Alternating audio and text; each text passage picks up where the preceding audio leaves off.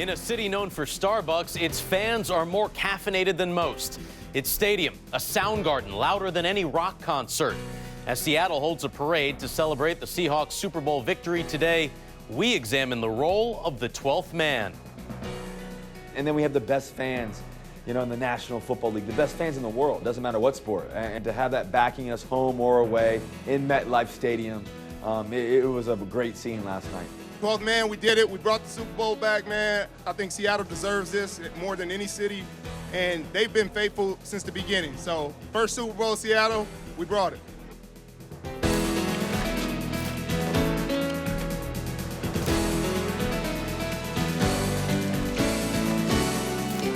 And now, sitting in for Bob Lee, Steve Weissman. In a place that brought us nirvana, the people have now reached that state of happiness by supporting their football team with anything but that type of peace. Come as you are, which in this case is both loud and proud. Seahawks fans call themselves the 12th man, a concept that originated at Texas A&M. Now the franchise pays for the right to use that name. Their opponents pay for the ebullient energy it brings. This group of raucous rabble-rousers delivered decibels just short of eardrum rupture. They once even caused a minor earthquake. And their reward? The spoils of victory, a Super Bowl championship parade. Police are saying about 700,000 people attended this parade. That's more than the city's population. The 2-mile route started downtown near the Space Needle. And in true 12th man fashion, fans observed a moment of loudness. The parade heading to CenturyLink Field, where a ceremony will mark the team's first Lombardi trophy in nearly 40 seasons. And the team very appreciative of its fans. They own this world championship. It's their world championship. They get to live it. They get to have fun with it. They get to enjoy the heck out of it and take pride in it and all that. But they own it, and it's theirs. And that's the greatest gift that we're involved with, and it's really the thing I take the most pride in. Oh, this is special, and the 12s deserve it. I mean, 2006, that one was stolen from them. They lost the Supersonics, so this city needed something special. And here we are, 2014, able to call ourselves world champions. It's a great feeling, those fans out there deserve it. They've been with us through the ups and downs, and they made it tough for the opponents to come to CenturyLink and play us. So, this one goes out for them. And they've been faithful since the beginning. So, first Super Bowl, Seattle, we brought it. We encourage your input with today's Twitter question. What impact did the 12th man have on the Seahawks championship? Use the hashtag 12th man for your responses, and we will air the best ones at the end of the show. Now, for more on this topic, we welcome our panel of guests. ESPN NFL insider and former Seattle Seahawks beat reporter John Clayton joins us from his hometown, Seattle. NBA analyst and former Seattle Supersonics head coach P.J. Carlesimo. Jason Reed, the director of Sonicsgate, a documentary that chronicles the rise and fall of the Seattle Supersonics franchise. And we also welcome Dale Carlsen, a Seahawks season ticket holder since 1991. We'll start with you, Dale, because, well, we brought you away from the parade. Thank you for getting away from the parade and joining us here on OTL. They're saying 700,000 people. What was the parade like? Pretty incredible. I've seen a little bit there on the TV before I came into here. Studio here, and it looked pretty incredible. What was it like actually down there? You were at the parade, correct? I didn't make it down there. The traffic was too much to go down there, so I just came over to your studio, and I was watching some of it at the local Red Robin here to see what was going on. Got to get a little glimpse of that. Now, John, you've covered this team. You lived in the city. How do these fans compare to other fans in the NFL? I've never seen anything like it. As everybody knows, I grew up in Pittsburgh and covered the Steelers since their Super Bowl years. They had great fans. These fans are louder. The fact that they can have home games and create earthquakes anytime there's a big play. Anytime you want to try to set a record for crowd noise, it can be set in CenturyLink Field. And now the scary part about all this, in the 13th biggest city, at least for television in the country, these fans are now starting to mobilize. They're getting on the road. They travel well. They outshouted everybody in the Denver Bronco area as far as all they were able to do at the Super Bowl. And so now what you have is mobile fans, loud at home, hitting the road. And really, I think it's right now the best fan base, I think you can say, in sports. PJ, you're familiar with this fan base. You coached in Seattle. What are they like? The fans are fantastic, always have been. Unfortunately, most of the years I coached there, I was sitting on the wrong bench, and you paid the price in Key Arena. But the one year we were there, the last year, the team played in Seattle, and even though we were a young team, Kevin Durant got Rookie of the Year, and still the support was there. And a day doesn't go by. I cannot walk in the supermarket. I can't go anywhere where somebody doesn't say, when are we getting the team back? How did that ever happen? So the fan support is still there, and it's only a matter of time before they get an NBA franchise back in that great city. Jason, I know you're trying to get that franchise back with the documentary Sonicsgate. I noticed you're wearing the Seahawks ball cap, but then the Make It Rain shirt with, of course, Sean Kemp. Does the win in the Super Bowl make up for the loss of the Seahawks? Or, excuse me, the Supersonics? I mean, you know, the Super Bowl victory is fantastic. We love it. The way that the Sonics were ripped away from the city was so tragic. You know, I don't know that it makes up for it, but it certainly helps this city come together around our sports team, around the Seahawks, and have this optimism that has been lacking from this city for a long time. You know, the Sonics were the last team to win a championship, and that was in 1979 when I was 1 year old. And we've had losing Mariners franchises, Seahawks franchises, the Sonics left. And so we were really hurting as a sports franchise and hungry for this. And I think it's just an amazing thing for our city. And I think it's going to be motivation for the NBA to get back into this market. When we have the best sports fans in the world, I think PJ's right. It's only a matter of time before the team comes back. Dale, you're one of those fans. You're wearing the 12 jersey. What does the 12th man mean to you? Oh, it means everything. Like I said, I've been season ticket holder since '91, and prior to that, we'd go to the games, you know, and go down. But before that, I couldn't buy them because it was too hard, so we just go down there and get them from the scalpers. But I've been down here in Washington since '84 and been a Seahawks fan ever since. Grew up in a small little village in Alaska and dreamed about going to an NFL game. And when I first walked into that kingdom, that first game was just unreal, and I was a fan from there on. Who do fans in Alaska cheer for? Is it because Seattle's the closest NFL franchise, mostly Seahawks? Oh, yeah, it's mostly Seahawks. You got some other fans, of course, when the younger kids see the winning teams into the playoffs and the Super Bowls. But pretty much right now, the last few years, it's everywhere you go, it's Seahawk fans. I mean, you know, people are, they're Seahawk fans for sure. John, what kind of impact do you think that has, the fact that the states nearby, Washington, don't have their own professional football teams?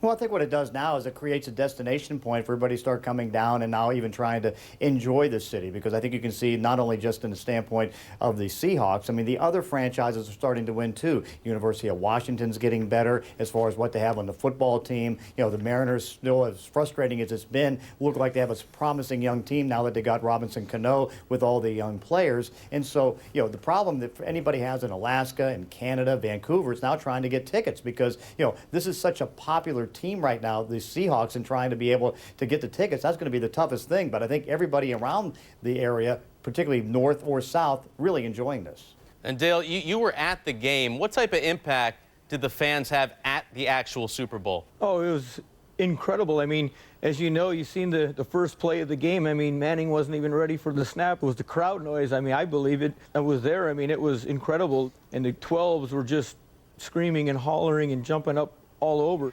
Before the game started, they had the Denver fans, they had the Seahawks. They were comparing the two, and I mean, it was an incredible difference between the Denvers and the Seahawks as they were trying to challenge to see who the loudest was. Yeah, I was in New York City for a few days, could see a lot more Seahawks fans than Broncos fans throughout the city. Jason, how do you think this swell of support now and enthusiasm for the Seattle Seahawks will help to get an NBA franchise back to your city? Well, I think it's multiple things. I think locally it provides that last bit of motivation that it's going to take to get this arena deal done. We're literally a month or two away from them doing the final approval. And once that happens, it's just a guarantee. All we need to build the arena and put shovels in the ground is a guarantee of an NBA team from the NBA. And so if we get that, all of a sudden we're building a $500 million arena. And so I think also it shows nationally that Seattle really does have the best sports fans in the world. And just because the Sonics were stolen away, you know, almost 6 years ago now, we still are loud and proud as Sonics fans and fighting, you know, tens of thousands of people fighting to get the team back. And so I think it sends a strong message to Adam Silver, the new commissioner, that they need to get into this market and they need to get here quick and capitalize on just the momentum of the fans in this region. PJ, you were the coach for the Sonics when they left for Oklahoma City. What happened? What was that like? Well, it was a horrible year. I mean, we moved there. My family moved there. We still live there, and we thought we'd be there for a minimum 3 years. There was still 3 years left on the lease. And then it went to, kind of surprisingly, it went to a lawsuit. And the night before the judge was going to make her decision, the team settled. The team and the city, I think both were concerned about what the decision was going to be. Neither one was confident enough to wait for the judge's decision. And all of a sudden, we get a phone call in July. The team had already left for Summer League. And Sam Presti, the general manager, said, hey, we're only going to Summer League for 2 days. We got to get to Oklahoma City and find a practice facility. So it was unbelievable. And I think it was so disappointing, but it was so different than what happened in Sacramento. I mean, last year, you know, these guys will tell you, a couple months ago, it looked like it was a done deal. Everybody thought Sacramento was coming over there. And Kevin Johnson just did an unbelievable job rallying the people and getting political support in Sacramento. Everybody thought that team was going to move and the Maloofs were going to sell the team. And it just didn't happen. But you know, I agree with Jason. There's no way. The league wants a team in Seattle very badly. It's a great market. They've supported the franchise for so long. They've won an NBA championship already. They don't want it the way that was going to happen, where they get one from another team. So whether it's an expansion or whether another team does move, you don't want the same thing to happen and get a team to Seattle by, you know, another city losing it. But somehow they need a team back in Seattle. The people in Seattle deserve it. The league needs it. And John and you know, the five of us would like to see it selfishly. We're all there, and we want to be able to go to NBA games in our city. John, what was that experience like for you? Obviously, you cover the NFL beat, but you're a Seattle guy now since '86. Well, you got to understand, too, that, you know, this was the greatest weekend in Seattle sports. Walter Jones, first ballot Hall of Fame on Saturday. Seahawks get the Super Bowl, and not mentioned was the retirement of David Stern. People were celebrating that on Saturday night in Seattle because Stern was involved in allowing this franchise to go. And understand that there's been a fight all through the time I've been here just to keep franchises here. I was standing right in front of the bus and all the things that were being taken out of the Seahawks facility when Ken Behring tried to move them to Los Angeles. The baseball team almost went to Tampa Bay, but they have such loyal fans, they fight all the way. The fight was taken away from them as far as the Sonics leaving, and now it's no accident. I think Adam Silver's on the West Coast right now, touring around. Wouldn't be surprised if he stops here in Seattle just to try to broker something now that David Stern is gone. Jason, I saw you smiling and nodding your head when John was saying the cheering of David Stern's retirement. Why? Yeah, I mean, David Stern, you know, treated this city so poorly for so many years and really turned his back on this community, the 41 rich years of history, and allowed the team to move. And has been, you know, overly kind of rude to this region. And Adam Silver seems nothing but responsive and open to Steve Ballmer and Chris Hansen. So I really think that Adam Silver is going to get something done. I think this will be a great stamp of his commissionership. And I just think it's a matter of time before he realizes that this needs to get done. And we were celebrating. I was actually in New York as well for the Super Bowl, and we were toasting at midnight when David Stern was gone, and it was a really joyous moment. Easily the greatest weekend of in Seattle sports history, no doubt. PJ, what do you make of the fact that Seattle fans cheering the retirement of David Stern? I think it's a little misplaced, to be honest with you. I think David Stern got a bad rap at the end. You know, whatever happened at the end. I remember being there many years ago, coaching another team, and being there when they had a referendum. And, you know, John referenced it. The Mariners almost left, the Seahawks almost left, and both times it was kind of 12th-minute deals where they rallied him. They made a mistake when they remodeled Key. They didn't do what they needed to do to make it into an NBA quality facility, and they were told that by the league way back then. And then between ownership moves and things that happen, and all of a sudden, you know, if you talk to some people, Clay Bennett's the villain. You talk to other people, David is the villain. The other David is the villain, Schultz. You know, I think David got more blame and for the team leaving than he deserves. I think the city could have fought harder. By the city, I mean the politics and the people there. It was too late when a lot of this stuff was done. You know, if we'd fought for it as hard as Sacramento fought for it, we wouldn't have lost the team. Dale, you've been Well, I think there are a lot of people to blame, you know. Exactly. Unfortunately, there's not a short list of people to blame. I think sometimes David gets too much credit, or too much blame, if you will. Yeah, no, I mean, we blame Howard Schultz, we blame the mayor, Greg Nichols, the city council, the state legislature. Yeah, I mean, it was there the were state a lot legislature of villains, but years David ago. was complicit in that. Yeah. Plenty of blame to go around for the loss of the Supersonics, but plenty of cheer to go around for the Seahawks. And Dale, you have a story. You've been putting up this 21-foot pole with the flag of the 12th man for a little while now, and you actually had to sue to be able to keep this flag up. What happened there? I'd been flying the flag, the 12th man flag, for 3 years prior to getting the letter last January about removing the flag and flagpole. There was a new management company came in, and they had a new homeowners board, but I had been flying the flag for 3 years without anybody saying anything to me, and they put the new board in, and I got a letter back in last year, January, when the Seahawks were in their playoff run. Prior to that, I was just flying the flag on game days, and then when they went into playoffs, I was flying it, every day. I got the letter saying they were going to fine me like $150 a day. So I told my wife, and she said, just take the flag down. And I took the flag down, and that's when the Seahawks lost to Atlanta Falcons. And then last fall, when the new season started, I put my flagpole back up in September, flew the flag, and of course, a couple of weeks later, I get a letter again from the Homeowners Association, and that's when a local attorney here in Washington, Eric Lindell, said he would represent me for nothing to resolve this, and got some letters from the Homeowners Association, and they kept muddling around. It was the height of the flagpole. It was where the location was. I didn't get permission to fly the flag, and so finally I just got their new rules from them. And then amidst of all this going on, they have since changed the rules and regulations now of the Homeowners Association while this was all going on. So here back on January 1st of this year, I was flying my flag. I got a new flag at the last home game from the Seahawks. One of the board members came up to my house and yelling at me on New Year's Day to remove my flag. And I said I was in compliance. And I haven't heard nothing from them since. They said they were going to fine me, but now you walk around my neighborhood and there's 12th man flags everywhere. Even the vice president of the Homeowners Association, who was giving me all the BS about it, he's even got one flying, so I wonder what he thinks now. You started a fashionable trend, Dale. Everybody wants to be a part of a winner now, so I don't think you're going to get any junk about it now. John, you're an NFL insider for us here. You could live anywhere. You've got your glow point. You could be in San Juan. Why did you choose to stay in Seattle? It's a great place to live. I remember 1998 when I was offered the full-time job, what was presented to me and said, okay, we've got to tell you this legally. It's like, we will move you anywhere in the country you want to move one time, but we already know the answer. I said, yeah, next question. This place is absolutely gorgeous. I mean, the people are fantastic. I mean, it's like the same people I grew up with in Pittsburgh. They welcome you, they take care of you, and now you see the area just continuing to grow and grow, and now the sports franchises are becoming very much, I think, like you're seeing what I saw in Pittsburgh when I was growing up. And so you're not going to be able to pull me away from here. Just keep the glow point on. PJ, you've coached in a lot of different areas.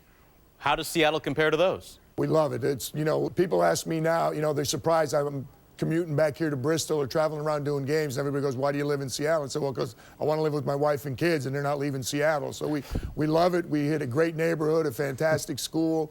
Kids skip school today to go down to the, I believe, to go down to the parade. I'm snowed in here in Bristol. I'm happy to be here, but I wish George Carl had made it here. Would have made a better panel, and I'd have been back in Seattle and able to go to the parade myself. Jason, John brought up the point earlier that Seattle's always had to fight to keep their professional franchises. Why do you think that is?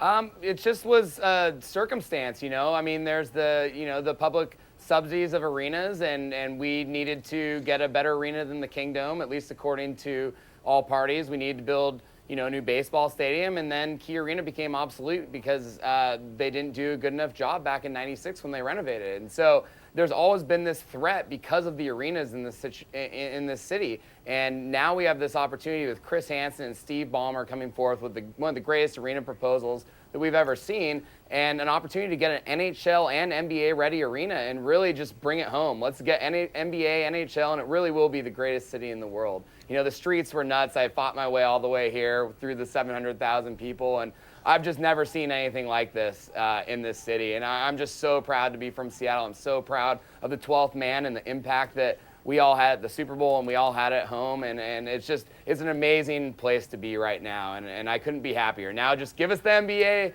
team back. Give us the Sonics back. Come on, Adam Silver. Get it done. Jason, your documentary, Sonicsgate, will premiere on ESPN Classic Friday, March 14th, 9 o'clock Eastern. John, what do you think that impact will have on getting a team back to Seattle for the NBA? I think the impact is going to be there because it's a fantastic production that he put together. Jason did a remarkable job, but also I think what you can see, this is a remarkable area too. You know, not talked about in this conversation is the growth of the Sounders. The Sounders have become one of the greatest franchises as far as expansion in the history of sports. And just look at the fan base and how they march through the streets to go to the stadium for the games. You know, you have that fan base. You have the fan base of the Seahawks, which is growing. You have basketball. All these things are coming together at the right time. Also, with more people coming into this area, I think it's the right time for the NBA to come back. Whether it's expansion or a moving of the franchise, I think it'll happen. Well, somebody even named their child Cindy Lee, 12th man. We'll leave it there. Dale, Jason, PJ, and John, really appreciate your time today on Outside the Lines. Outside the Lines.